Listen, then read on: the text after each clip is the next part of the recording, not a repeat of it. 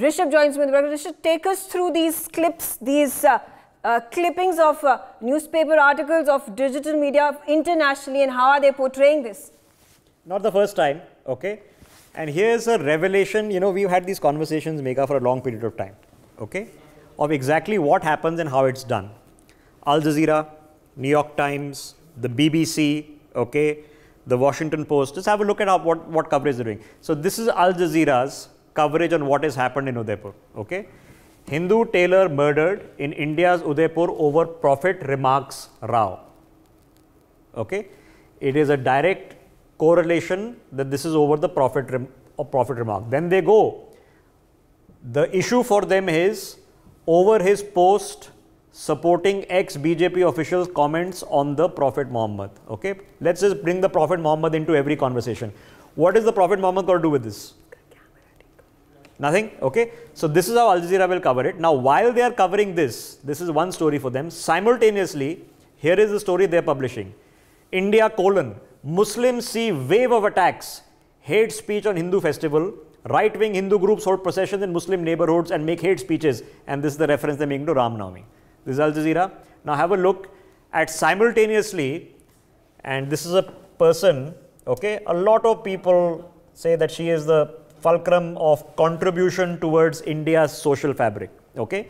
Now, we in the mainstream media are being told that you are all sold out. I don't know how much money you've taken, Megha, okay, or what blackmails that is being happening to you, but we are supposed to be all sold out, Godi, Bucks, we are insulted every day, okay.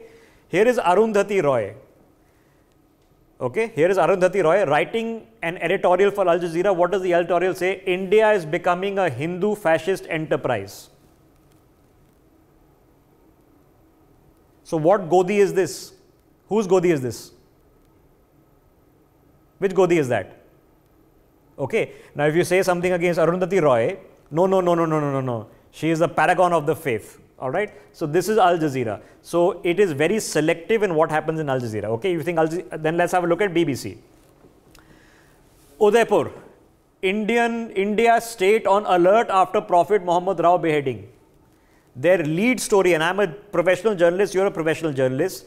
Their lead story is that India is on alert. Okay.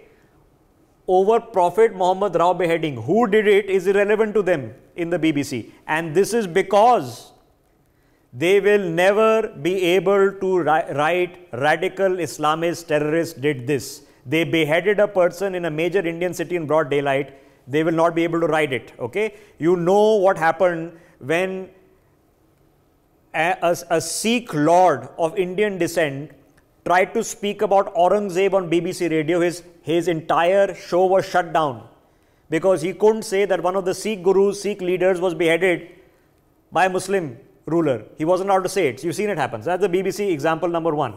Now let's have an example. Simultaneously, the BBC, this is when the role is reversed, this is what the BBC reports. This is BBC's reporter Geeta Pandey reporting from Delhi. This is September last year. Beaten and humiliated by Hindu mobs for being a Muslim in India. Okay. So no problem in saying Hindu Muslim here, but when it comes to what has happened in Udaipur, see the difference. Okay. So this is these two. Let's have a look at Washington Post if we can. Okay.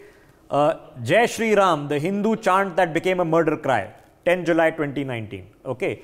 Hindu man killed as religious tensions boil in India, June 29th. This is the conversation that Washington Post is happening here. Then have a look simultaneously. Opinion. And who is the opinion by? You had Arundhati Roy. Welcome to Rana Ayub. What is her headline?